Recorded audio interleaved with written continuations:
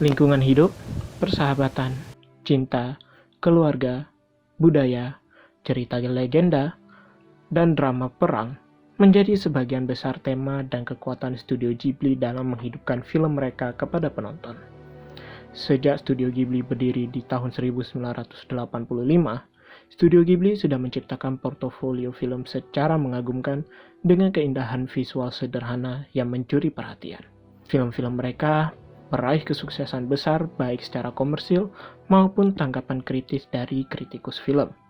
Belum lagi pengakuan internasional seperti Academy Awards dan Festival Film. Hayao Miyazaki, Isao Takahata, bersama produser Toshio Suzuki, mendirikan Studio Ghibli pada 1985. Dari awal berdiri hingga saat ini, Studio Ghibli sudah melahirkan 25 fitur film animasi panjang yang dimana sosok Hayao Miyazaki menjadi tokoh ikonik bagi Studio Ghibli dengan beragam filmografi mereka. Kali ini kita akan coba untuk melihat, memperhatikan, dan mengeksplor bagaimana Studio Ghibli membangun dunia mereka dan bagaimana mereka menyampaikan cerita kepada penonton.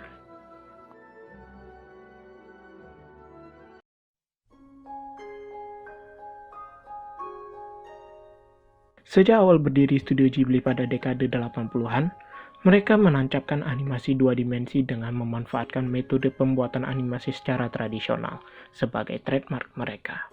Dunia dan lingkungan yang mereka ciptakan setiap filmnya selalu berhasil meraih kekaguman penonton dan memanjakan mata. Medium animasi juga menjadi medium yang menyediakan kanvas imajinasi yang sangat luas dan tak terbatas yang sangat sulit untuk diraih dengan medium live action pada umumnya. Medium yang luas ini dimanfaatkan Studio Ghibli untuk membawa kita ke dunia fiksi yang mereka ciptakan, tanpa mengesampingkan sisi realisme dan humanis yang dapat merelasikan sentimen penonton kepada film yang mereka lihat.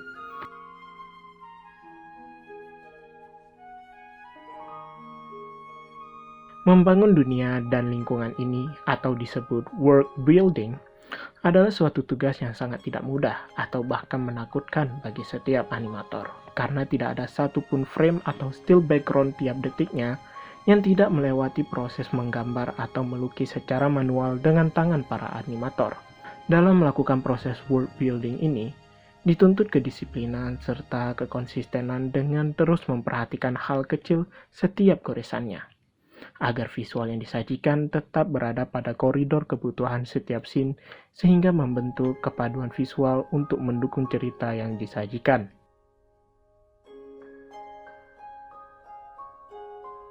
Animator diharapkan dapat memposisikan diri mereka sebagai aktor yang sedang berinteraksi langsung dengan dunia dan lingkungan yang sedang mereka buat sendiri. Dengan mindset ini, secara tidak langsung akan sangat membantu para animator untuk terus memperhatikan setiap detail dan feel film sepanjang produksi. Menciptakan pergerakan atau movement setiap elemen dalam cerita menjadi suatu hal yang sangat sulit untuk dicapai oleh animator. Animator harus membuat suatu aturan khusus bagaimana mereka akan menghidupkan setiap frame animasi yang dibuat. Tapi perlu diingat, bukan tugas animator untuk menciptakan animasi yang meniru persis apa yang ada di dunia nyata. Aturan khusus yang dimaksud di sini adalah aturan default bagaimana pergerakan setiap momen dan karakter akan terbentuk, atau bisa kita sebut dengan analog. Pergerakan atau dunia yang diciptakan mungkin terkesan mengingatkan kita pada dunia yang kita tinggali saat ini, tapi tak secara identik disimulasikan oleh animasi. Animator bisa mengadopsi aturan dari dunia kita, dan mereka bisa dengan bebas mematahkan dan membengkokkan sesuka hati mereka. Itulah bagian dari keajaiban animasi. Untuk mencapai kata realisme pada film Studio Ghibli, detail kecil dan khusus yang sangat dekat dengan kita diinterpretasikan oleh mereka di dalam filmnya.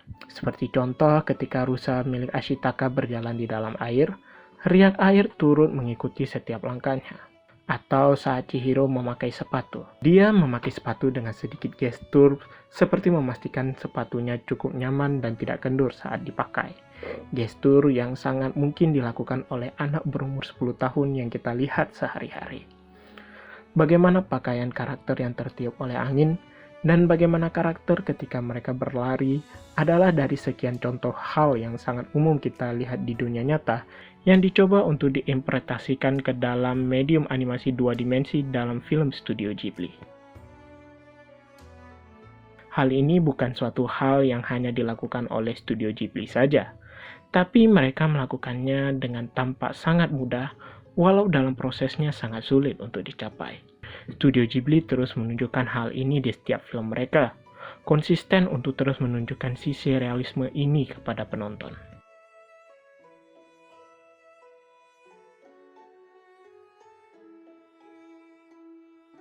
Studio Ghibli memanfaatkan penggunaan cat minyak dan air untuk membangun dunia dan lingkungan serta background untuk setiap filmnya.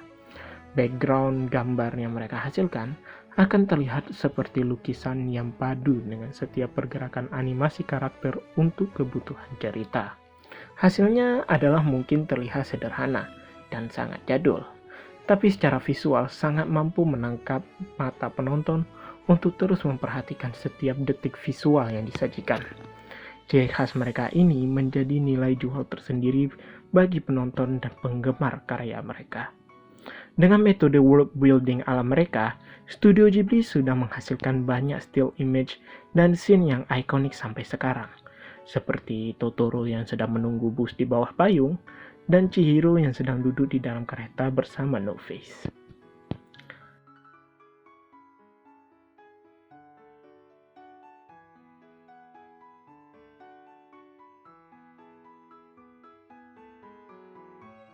Lihat juga bagaimana Studio Ghibli mencoba untuk menghidupkan makanan di film mereka.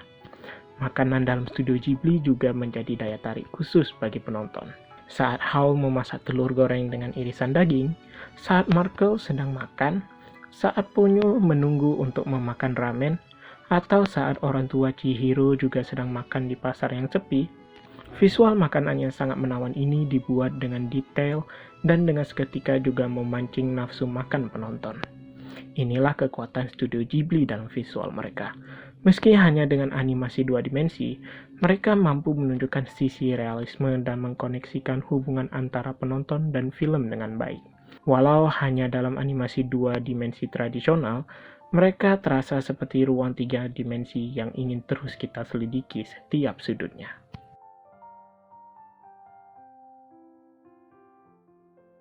Studio Ghibli merupakan perpaduan keseimbangan antara artwork yang menawan, kemulusan animasi, dan yang paling penting adalah penceritaan yang sangat mengikat. Setiap kita kembali ke dunia cerita film Studio Ghibli, kita selalu dibuat takjub dan merasakan perasaan emosional yang sama saat menonton pertama kali. Studio Ghibli memiliki portofolio film yang sangat beragam dengan berbagai macam pengalaman menonton yang berbeda. Dengan keberagaman filmografi ini, bisa disimpulkan bahwa Studio Ghibli sangat berani untuk mengeksplor sesuatu yang baru tanpa mendaur ulang formula cerita yang sama di setiap filmnya.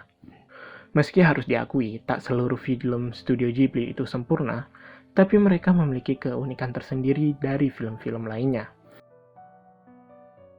Seperti yang sudah disampaikan sebelumnya, dunia yang diciptakan Studio Ghibli terasa seperti dekat dengan kita, walau kita tahu bukanlah dunia sungguhan. Sebagai contoh, Princess Mononoke. Lanskap alam yang sangat indah didesain untuk mendukung lokasi dan waktu timeline cerita yang sedang dibangun, yaitu periode Muromachi, dengan tokoh utama seorang pendekar Ashitaka dan putri serigala yang sedang berada di dalam konflik dewa penjaga hutan, serta manusia yang ingin menguasai sumber daya. Film ini secara gamblang mengangkat tema lingkungan hidup antara konflik yang berjalan serta ajaran agama Shinto yang percaya bahwa alam menghuni ruh atau istilahnya kami.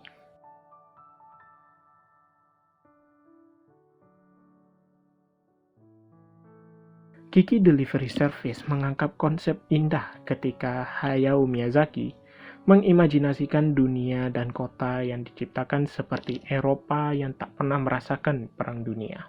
Karakter gadis Kiki yang juga seorang penyihir mencoba untuk hidup mandiri di sebuah kota yang baru dia datangi. Anak gadis 10 tahun terjebak di dalam dunia gaib dan bekerja di sebuah rest house yang megah dengan segala keunikannya. Kisah legendaris dari Jepang Tales of Princess Kaguya juga menjadi bagian dari filmografi Studio Ghibli. Dalam menciptakan animasi bertema fantasi ini, bisa dikatakan Studio Ghibli dan Hayao Miyazaki membangun dunia yang sesuai dengan cerita dan tema yang ingin disampaikan kepada penonton. Selain mengajak penonton ke dunia fiksi fantasi yang megah, Studio Ghibli juga tidak ragu untuk memberikan tema yang lebih grounded yang sangat dekat dengan kita. Grave of Fireflies membawa kita melihat seorang anak laki-laki yang berusaha sekuat mungkin untuk melindungi saudara perempuan kecilnya di masa Perang Dunia. The Red Turtle, kita melihat bagaimana seorang pria yang terdampar di sebuah pulau tak berpenghuni dan menemukan sosok kura-kura raksasa berwarna merah tanpa dialog sedikit pun. Totoro, ruh penjaga hutan yang lucu, muncul dalam kehidupan dua anak gadis polos, mengajak mereka untuk melestarikan alam dengan menanam biji pohon di halaman rumah mereka. Ocean Waves, From a Puppy Hill, dan Only Yesterday menyajikan cerita yang sederhana, bersahaja, namun sangat kuat dan impactful dalam menyampaikan sisi humanis dan emosional.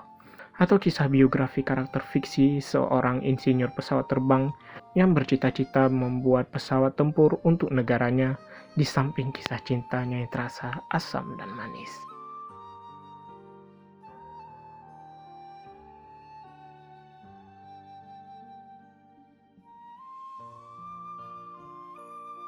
Nyatanya kita mungkin berpikir bahwa tipe tema cerita seperti ini tidak kita harapkan dari animasi.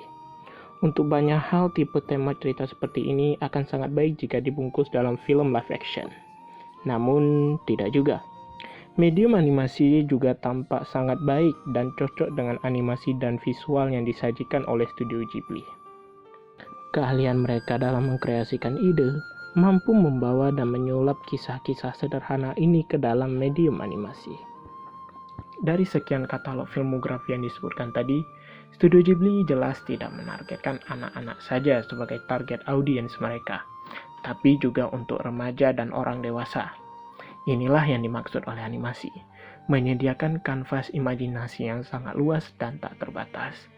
Animasi tidak serta-merta membatasi imajinasi sang pencipta mengenai cerita, tema, dan target audiens mereka.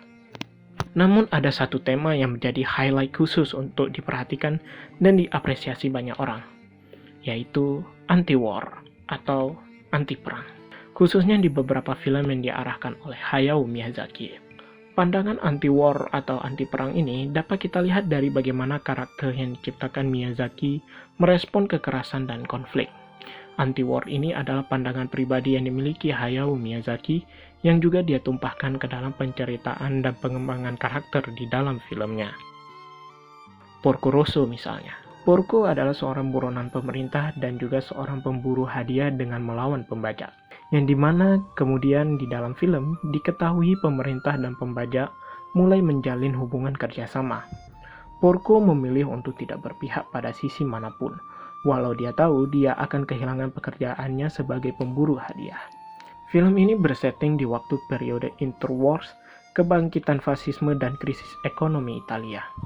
Karakter Porco yang menjadi buronan pemerintah fasis saat itu cukup jelas menggambarkan bahwa dia tidak memiliki pandangan yang sama dengan pemerintah. Daisuke Akimoto dalam karya tulis esainya A Pig, the State, and the War, Porco Rosso Kurenai no Buta, memberikan pandangan bahwa film ini adalah pesan Miyazaki mengenai anti-perang. Easy, kid. I'm just a bounty hunter. I'm not fighting a war. Thanks for the offer, but I'd rather be a pig than a fascist.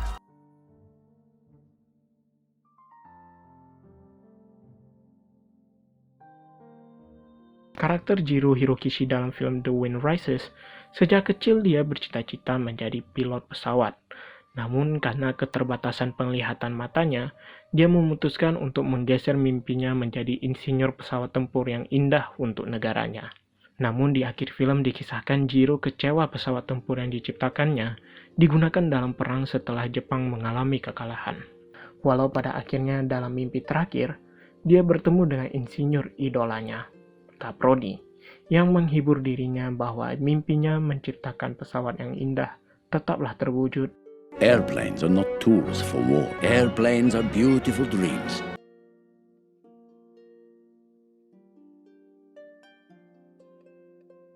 Ashitaka tidak berusaha merusak alam meskipun di awal film dia membunuh babi hutan iblis untuk menyelamatkan desanya. Akibatnya Ashitaka dikutuk. Dia tidak melampiaskan amarahnya pada alam dan tetap memperlakukan semua makhluk hidup dengan hormat. Dia juga melindungi kehidupan secara umum, melakukan hal yang benar untuk semua orang yang dia temui, dan tetap menjadi perantara antara orang lain untuk mencegah kekerasan lebih lanjut. Memiliki pola pikir seperti ini, terlepas dari kesengsaraan yang dideritanya dan mampu mengatasi kutukannya, menunjukkan bahwa dia adalah jiwa yang murni yang akan dihargai atas tindakannya. Ashitaka tidak berpihak pada pihak manusia dan dewa hutan. Dia hanya ingin keduanya dapat hidup berdampingan dengan menjaga keseimbangan.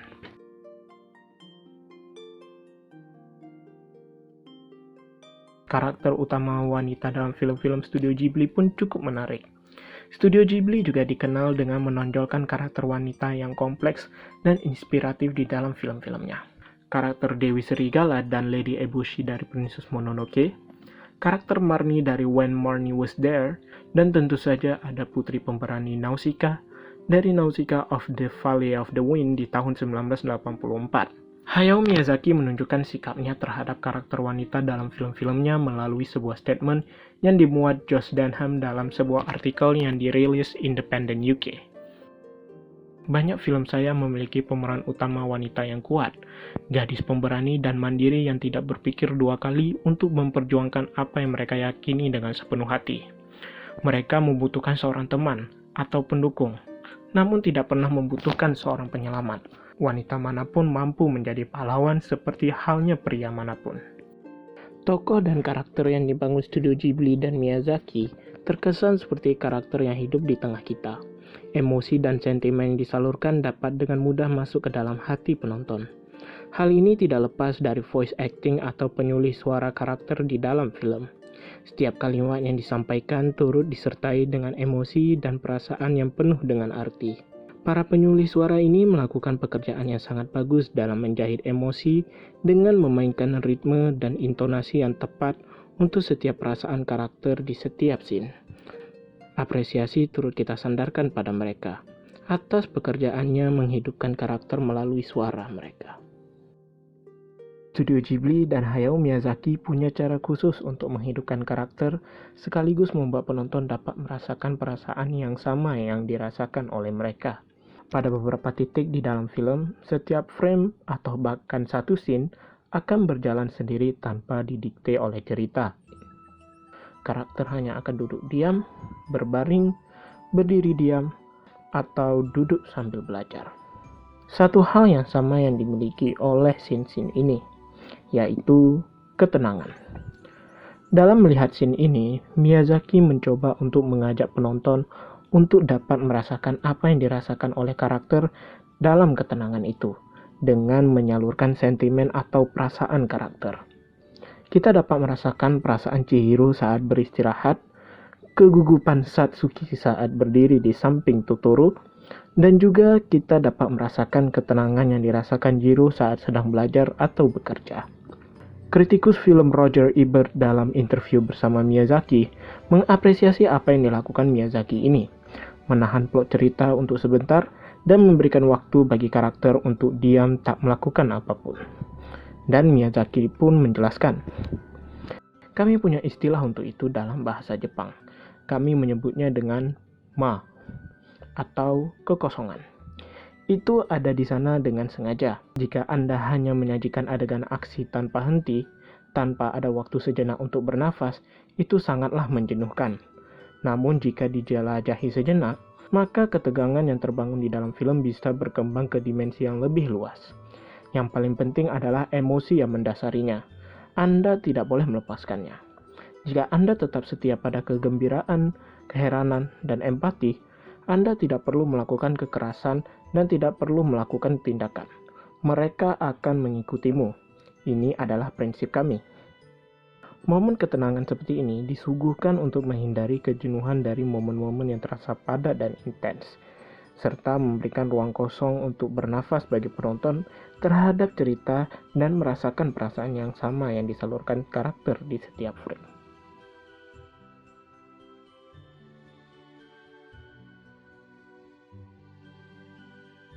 Tak lengkap rasanya jika kita tidak turut membahas impact dan pencapaian yang diraih oleh Studio Ghibli.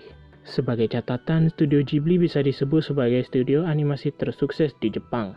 Selain sukses secara komersil, film-film Studio Ghibli juga mampu meraih kesuksesan secara tanggapan kritis dan pengakuan universal terhadap visual, cerita, dan karakter yang mereka ciptakan.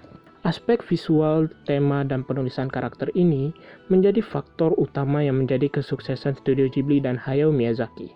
Filmmaker Hollywood turut memberikan pandangan dan pujian terhadap keberhasilan Studio Ghibli dan Hayao Miyazaki.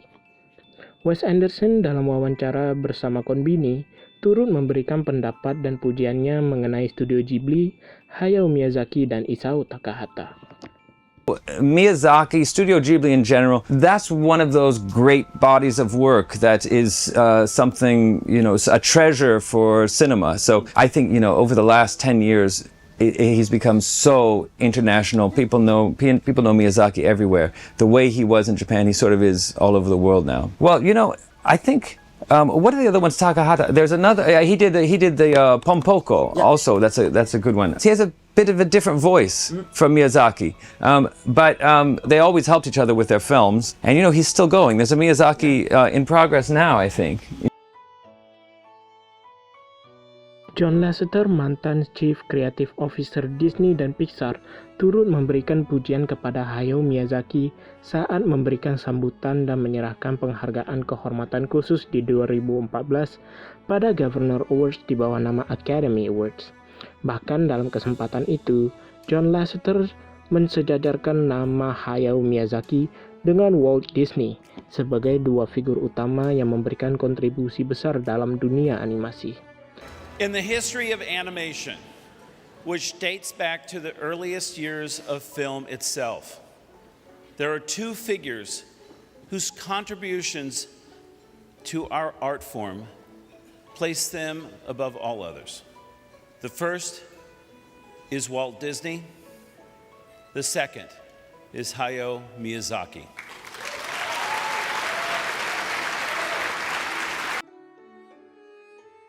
Dalam acara itu juga, Lasseter bercerita bahwa film Miyazaki Castle of Cagliostro adalah film yang menginspirasinya di awal-awal karir John Lasseter sebagai animator di Disney dan Pixar. Then I saw a movie from Japan that changed my life. Lupin III, Castle of Cagliostro. It was Hayao Miyazaki's first film. I was totally blown away by this movie.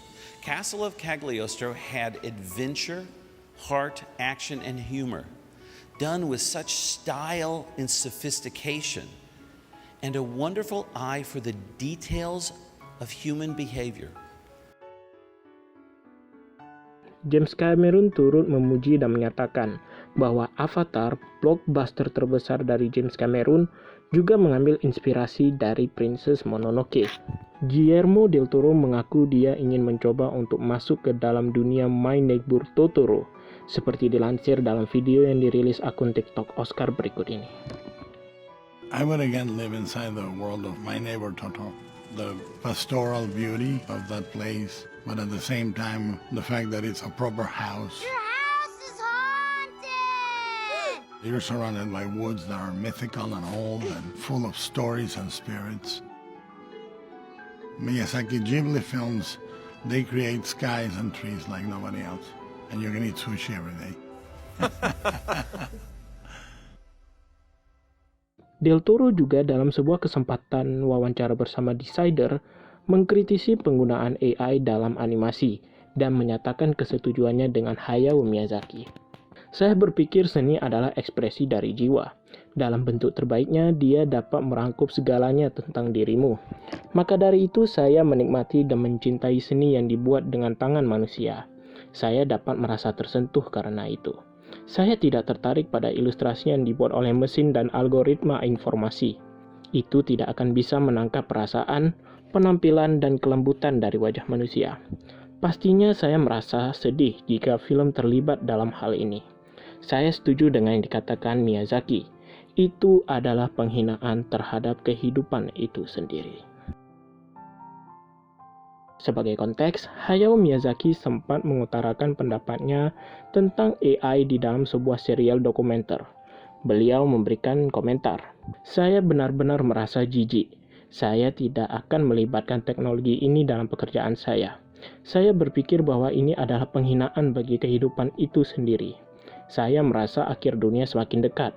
Umat manusia sudah kehilangan keyakinan pada dirinya sendiri."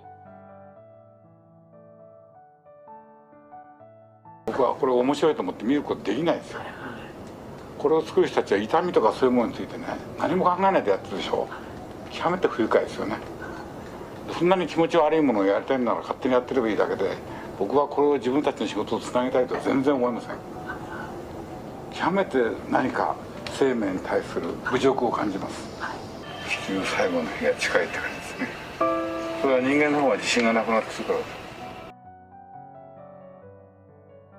Pete Docter dan produser Jonas Rivera yang saat itu sedang membuat film Up menuturkan bahwa Howl Moving Castle menjadi inspirasi selama proses pembuatan film Up. Sebagai info, Pete Docter saat itu juga sedang terlibat dalam proses menyulihkan dan mengarahkan versi bahasa Inggris dari Howl Moving Castle. Sangat menarik untuk dapat melihat bagaimana Miyazaki-san membuat sesuatu yang mirip dengan apa yang kami lakukan. Dan Pete Docter turut memuji pendekatan metode Ma atau kekosongan dalam film Miyazaki. Steven Spielberg dalam konferensi khusus setelah premier film Ready Player One di Jepang memberikan pujiannya kepada Miyazaki. And I especially, admire the whole world of Miyazaki and his taste and his storytelling abilities. And The Spirited Away is one of the greatest animated films ever made. It might be it might be better than any Disney film I've ever seen. And he was a real influence. I got to meet him. I brought my daughter here to Tokyo, and I had a chance about 11, 12 years ago to meet with him. Puncak pencapaian Studio Ghibli dan Hayao Miyazaki adalah kesuksesan Spirited Away pada tahun 2001, yang dimana film ini mencapai rekor sebagai film dengan pendapatan tertinggi di Jepang selama 19 tahun lamanya, menerima pujian yang baik secara kritis di seluruh dunia, dan meraih penghargaan film fitur animasi panjang terbaik dari Academy Awards di tahun 2003. Namun Miyazaki memutuskan untuk tidak hadir pada malam itu, karena dia menunjukkan sikap anti-warnya dengan sangat menyayangkan sikap yang ditunjukkan Amerika Serikat terhadap tindakan menginvasi Irak pada tahun 2001. And the Oscar goes to, let's see, Spirited Away, Hayao Miyazaki.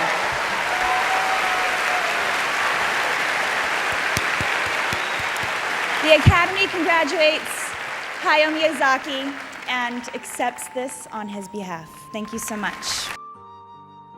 Hayao Miyazaki baru datang mengunjungi Amerika saat akan menghadiri San Diego Comic Con atas permintaan teman dekatnya kepala kreatif Pixar saat itu, John Lasseter, dan juga datang untuk menerima penghargaan Honorary Awards di tahun 2014 pada Governor Awards di bawah nama Academy Awards yang juga diserahkan langsung oleh John Lasseter.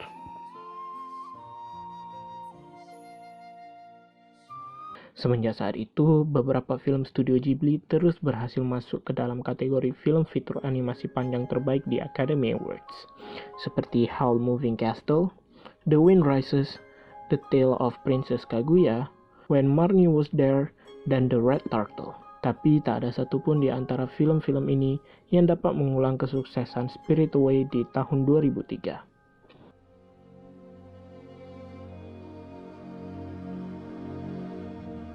Saat ini Studio Ghibli dan Hayao Miyazaki kembali merilis film terbaru mereka yang berjudul The Boy and the Heron bersama Toshio Suzuki bertanggung jawab sebagai produser, dan Hayao Miyazaki yang kembali membuat film setelah sebelumnya terus berulang kali untuk mencoba pensiun. Hayao Miyazaki mulai mengerjakan storyboard sejak 2016 dan langsung memulai produksi film. Film ini cukup memakan waktu yang lama untuk dibuat, mengingat teknik pembuatan tradisional yang masih terus dipertahankan oleh Hayao Miyazaki dan Studio Ghibli. Menjelang perilisan film di Jepang pada 14 Juli 2023 yang lalu, Toshio Suzuki secara mengejutkan memberikan statement bahwa Studio Ghibli tidak akan merilis materi promosi seperti poster, trailer, ataupun iklan untuk kebutuhan promosi film.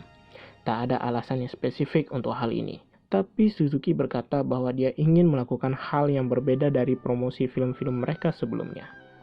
Hayao Miyazaki sempat khawatir dengan keputusan ini, tapi dia percaya bahwa keputusan ini adalah yang terbaik untuk pengalaman menonton filmnya. Meski tanpa promosi yang besar, film ini tetap meraih kesuksesan besar di Jepang sejak minggu pertama dengan melebihi pendapatan domestik di minggu pertama milik Howl's Moving Castle.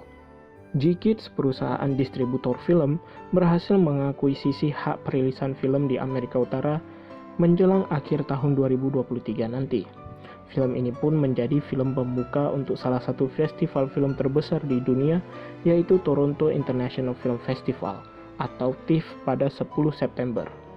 Pada Agustus yang lalu, beberapa still image atau first look film ini mulai muncul ke permukaan di internet, dengan tanggapan kritikus juga turut bermunculan di waktu yang sama, dengan sebagian besar memuji film ini.